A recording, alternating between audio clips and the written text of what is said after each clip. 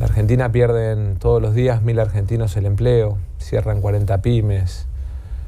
Estamos viviendo una pérdida del valor de la moneda brutal. Cuando Macri asumió, el dólar valía 14 pesos, hoy vale 45 y todos los días estamos mirando la pantalla del mercado, de la City, una cosa que en la Argentina no pasaba. El nivel de endeudamiento de la Argentina. Cuando Macri asumió, la deuda contra el producto, contra el valor de la Argentina era el 20%, hoy es el 95%. O sea, de cada 100 pesos que vale el argentino, hoy debemos 95. Y me parece que es por el fracaso rotundo del programa económico de Macri, que dañó el tejido de clase media argentina, que no tuvo en cuenta que el 80% del PIB de la Argentina es el mercado interno, que no tiene en cuenta la pyme. Cuando vos tenés una tasa de interés del 80%, le estás diciendo a la pyme, al comerciante, al laburante, al jubilado que no tiene crédito. Y le estás diciendo a los bancos, acá tienen una oportunidad para ganar mucha plata. Y para nosotros eso pesó mucho.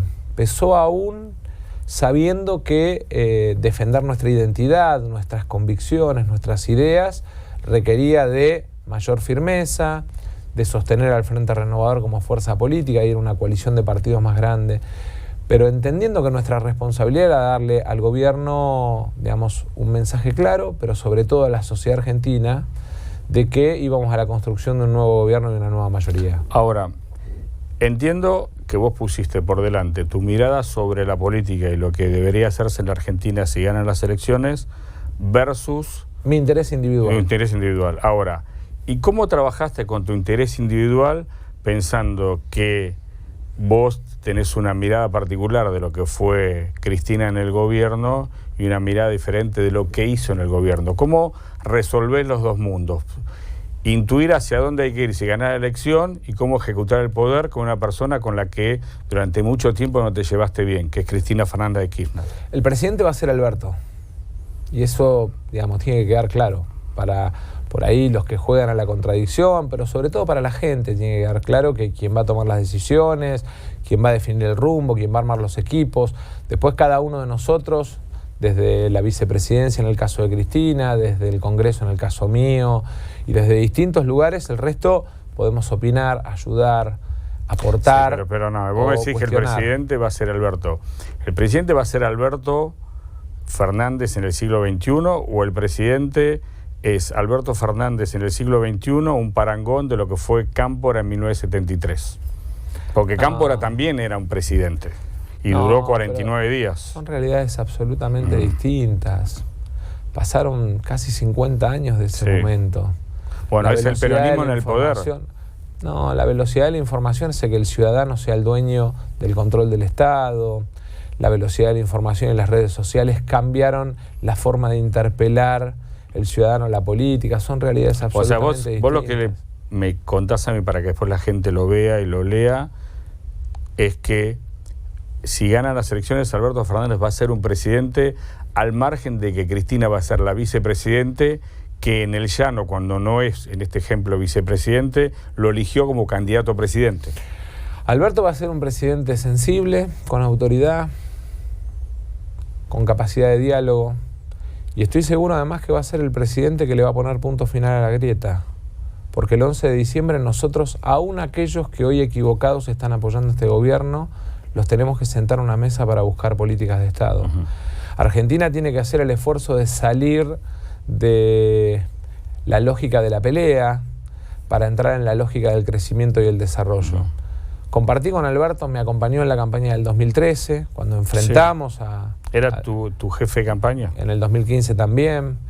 Sé lo que piensa, sé lo que siente, sé que tiene autoridad y sobre todas las cosas sé que tiene capacidad de diálogo, que es lo que la Argentina necesita desde el 11 de diciembre. Ahora, porque más allá de la cosa de la política interna o de esa mirada de política interna, la tarea de reconstrucción de la Argentina va a ser enorme y muy difícil.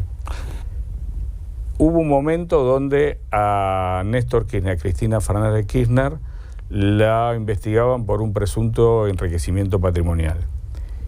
Y Néstor Kirchner envió su contador al juzgado de Ollarvide para ajustar la declaración y que quedan sobreseídos. Esa es una metodología del ejercicio del poder. ¿Qué pasa si Cristina repite o intenta repetir lo que hizo con Ollarvide con Bonadío? Vos vas a supuestamente ser presidente de la Cámara de Diputados y Alberto Fernández supuestamente va a ser el presidente de la Nación. ¿Cómo frenan esa decisión política de quien nominó a Alberto como presidente y avaló tu ingreso al frente de todos, esa decisión política? ¿Cómo la frena Cristina? A ver, primero, fíjate la vuelta que tenés que dar para encontrar un camino, digamos, para poder preguntar, porque en el fondo acá, digamos, hay una cuestión concreta. Sí. Uno de los puntos del programa de gobierno es, y puesto por nosotros, por el Frente Renovador, es independencia del Poder Judicial, independencia de los medios de comunicación. Perfecto. O sea, libertad de funcionamiento en el Poder Judicial y libertad de palabra y de expresión en la Argentina. Sí. Entonces, esos temores, digamos, tienen por lo que un ya paraguas. vivimos. Sí, claro, por lo que ya vivimos, por lo que Alberto y por yo lo que nos vos fuimos, también, bueno, por lo que Alberto y yo dimos la pelea, digamos, una pelea que en todo caso, en la decisión de Unidad Ciudadana de llevar a Alberto de candidato a presidente, hay implícita una autocrítica. ¿Tuya digamos, o de ellos? No, de ellos, claramente. Claramente, si alguien que se fue, enfrentó, denunció, termina siendo el candidato a presidente, es porque evidentemente hay implícito una autocrítica. Estoy de acuerdo, ahora. Entonces, estoy de acuerdo. Perdóname, entonces, acá el desafío es entender que el 11 de diciembre empieza una etapa nueva. ¿Pero vos crees que ellos cambiaron? ¿Ellos cambiaron? No, que todos tenemos que aprender de los errores, Román. Es mucho más importante. Todos tenemos que aprender de nuestros errores y entender que en nuestros errores, en nuestros fracasos, en nuestras peleas, pierde la gente. Porque en el medio, frente al fracaso de Macri, rotundo, estrepitoso, dañino, 4 millones más de argentinos están en la pobreza. Frente al fracaso rotundo de Macri, 20 empresarios ganaron millones de dólares, dueños de empresas de luz, de gas, de petróleo y de bancos, y de autopistas, inclusive familiares, y perdieron 20 millones de argentinos. Entonces, digamos, yo entiendo que puede ser entretenido escrutar cómo va a ser la convivencia de sectores políticos. No es entretenido, es la historia del peronismo. Pero es que acá no tenemos que hacer historia, acá tenemos que hacer futuro. Está bien, pero perdóname. A algunos les gusta ir a revisar la historia porque no pueden explicar el presente. Porque lo que está interpelándose, Román, es el presente de un gobierno que destruyó a la clase media argentina. Pero perdóname, ahora analicemos el gobierno. ¿Cuál es la estrategia de ustedes, pensando que luego de las PASO hay una primera vuelta y quizás un balotaje, para derrotar a la fórmula Mauricio Macri y Miguel Ángel Pichetto? O sea, ¿cuál es tu andarivel? ¿Cuál es tu cancha para lograr ese resultado político? Al gobierno lo va a derrotar la realidad. Al gobierno lo derrota el desempleo, lo derrota la pobreza. Al gobierno lo derrota privilegiar la especulación financiera contra lo que significa la patria productiva, la patria del trabajo. Al gobierno lo derrota haber comprometido pobreza cero y haber aumentado en 4 millones los pobres en la Argentina. Al gobierno lo derrota el centralismo, que hace que el norte argentino sienta un abandono total por parte de Macri y su gobierno. Al gobierno lo derrota la Patagonia, porque le han quitado un montón de beneficios a aquellos que, a lo mejor para ir a trabajar, hacen 150 kilómetros todos los días. Al gobierno lo derrota la realidad. Ahora, una vez, imaginemos que tu hipótesis de trabajo, tu voluntad política, tu vocación, se cumple este objetivo y ganaste o en la primera vuelta o en la segunda. Vos te encontrás con una agenda de muchísimas dificultades. Por ejemplo, el candidato presidente de tu espacio dijo que para resolver el aumento jubilatorio hay que defoltear en términos temporales el pago de los intereses. No, eso es falso. Yo lo leí, yo lo vi. Eso es falso, no dijo defoltear.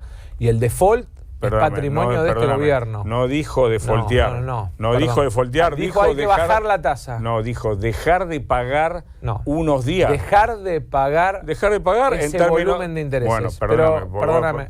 Pero para vos que de quede esto conocés claro un montón. Dejar de pagar en términos de los mercados financieros se dice default. No. Perdóname. 6-0 un partido de fútbol, ¿cómo se dice? El planteo. 6-0 un partido de fútbol, ¿cómo se dice? Goleada. No. A ver, vamos.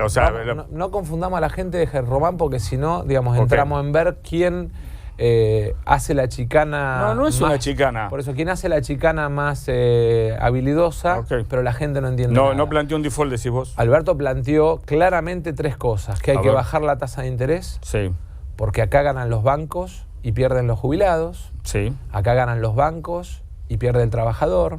Acá ganan los bancos y pierde la pyme. Sí. Y además, lo que planteó es que las LELIQ, sí, lo que están haciendo es generando una obligación de pago al Estado, sí, que en realidad es como un taxi que va corriendo y que le va sacando todos los días al Estado capacidad de darle mejor salud a los jubilados. Son cajas diferentes. El Estado tiene el Tesoro y el Banco Central tiene su propio fondo. La LELIQ la paga el Banco Central, no el gobierno. Eso es Está mezclando la cancha. No, eso es en parte cierto y en parte falso. ¿Cuál es la parte falsa? Porque la rentabilidad, las utilidades del Banco Central, ¿sí? O las pérdidas del Banco Central son, en definitiva, compensadas siempre por el Tesoro.